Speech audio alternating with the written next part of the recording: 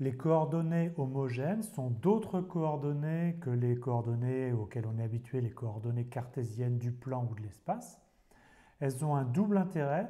D'une part, on a la notion de point à l'infini, qui est importante par exemple pour la notion d'éclairage. On peut avoir un éclairage ponctuel à distance finie comme une lampe qui éclaire dans toutes les directions. Mais on peut aussi avoir un soleil qui est considéré comme à distance infinie et qui produit un éclairage avec des rayons parallèles. Le deuxième intérêt, et on le verra, c'est que quand on veut composer des transformations affines, le fait qu'il y ait une translation, ça complique et ça donne une formule assez compliquée. Avec les coordonnées homogènes, on verra que la formule de composition est facile. Donc on commence par les coordonnées homogènes du plan. Qu'est-ce que c'est que des coordonnées homogènes? C'est la donnée de trois nombres, x, y, w, et on identifie deux coordonnées lorsqu'elles sont égales à un facteur multiplicatif près, où lambda, c'est un nombre réel non nul. Donc il faut bien supposer que en fait, x, y et w ne sont pas tous les trois nuls en même temps. Donc faisons un exemple. Si on prend le point de coordonnées homogènes 2, moins 1, 1, ben en fait, c'est les mêmes coordonnées que si je multiplie tous les coefficients par 2, donc 4, moins 2, 2. Et c'est aussi la même chose que si j'avais tout multiplié par 3, 6, moins 3, 3. Donc on appelle le plan projectif, et qu'on note RP2, l'ensemble de ces coordonnées homogènes x, y, w, où les éléments ne sont pas tous nuls en même temps. Donc maintenant,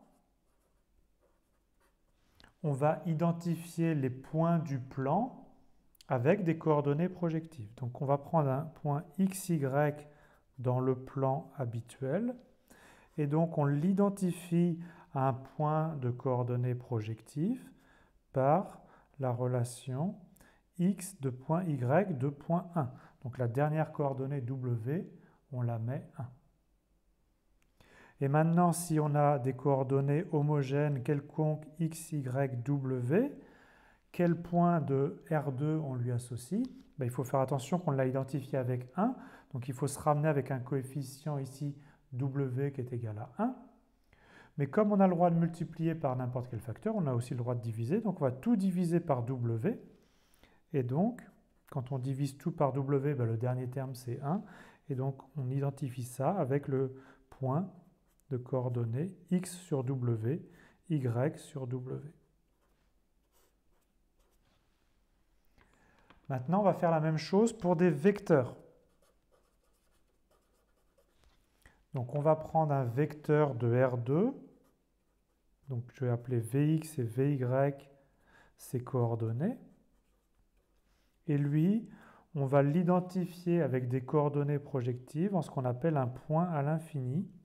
C'est-à-dire que cette fois-ci, la valeur de W est 0.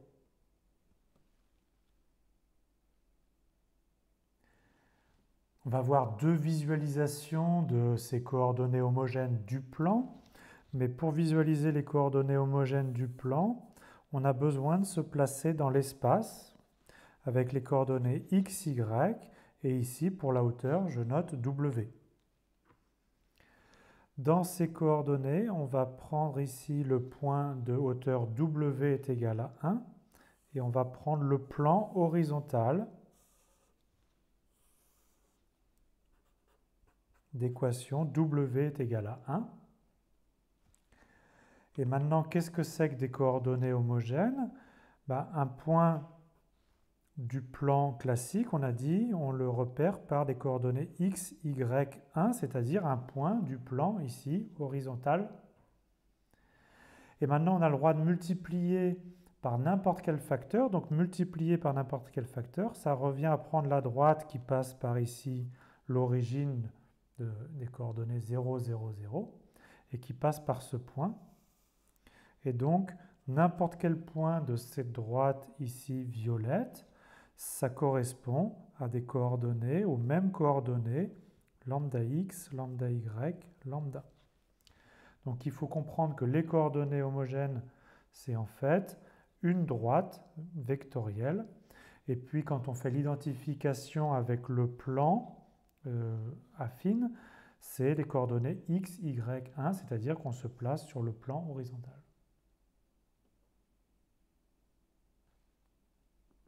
Voyons une deuxième visualisation de nos coordonnées homogènes du plan.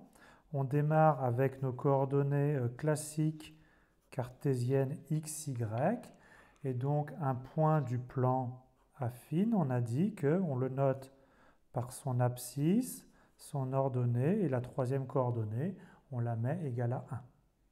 Maintenant, on a aussi des points qu'on avait appelés des points à l'infini, et ceci, ça va correspondre à un cercle qui serait à une distance infinie de ces coordonnées. Donc, on a ici ce qu'on appelle le plan affine, c'est-à-dire nos coordonnées habituelles R2, et on a ici les points à l'infini. Et c'est ça la nouveauté. Maintenant, on va représenter, on a dit que ces points à l'infini correspondaient à des vecteurs, ou autrement dit à des directions. Regardez, le point à l'infini qui est ici correspond en fait au vecteur 1, 0. Vous voyez, c'est le vecteur horizontal 1, 0. Et puis, la dernière coordonnée, pour un point à l'infini, c'est toujours 0. Ici, le point qui correspond ici, c'est en fait le vecteur 0, 1. Vous voyez, vecteur vertical. Et la dernière coordonnée est nulle. Et plus généralement, n'importe quel point du cercle correspond à une direction comme ça, sortante au cercle. Et ça correspond à un vecteur ou à une direction, si vous préférez, Vx de point Vy est toujours 0 pour la dernière coordonnée.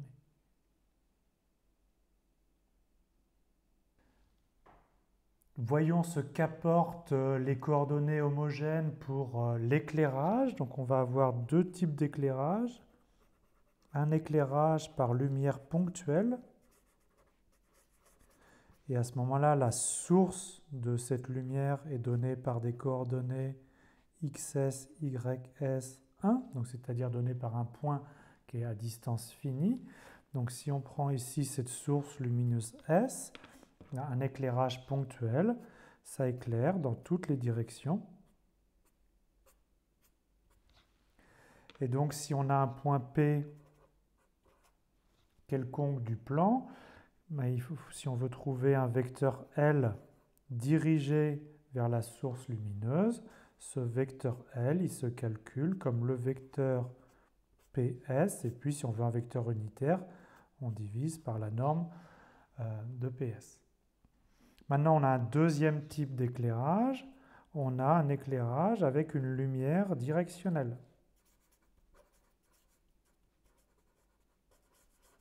Et ça, c'est l'exemple du Soleil. On considère que le Soleil est tellement loin qu'il est à l'infini. Et à ce moment-là, les coordonnées de la source lumineuse sont données par un point à l'infini, xs, ys, 0. Donc à ce moment-là, voici notre source lumineuse, notre Soleil, et il éclaire avec des rayons qui sont parallèles. Les rayons du Soleil, ils arrivent tous parallèles, quel que soit le point sur lequel on se situe sur la Terre. Et donc, qu'est-ce que c'est que les coordonnées de ce vecteur ici V qui donne la direction? On a dit que V, c'est en fait XS, YS. C'est les coordonnées en fait du point à l'infini. Et donc maintenant, si on se place pour un point P quelconque situé sur la Terre, quel est le vecteur L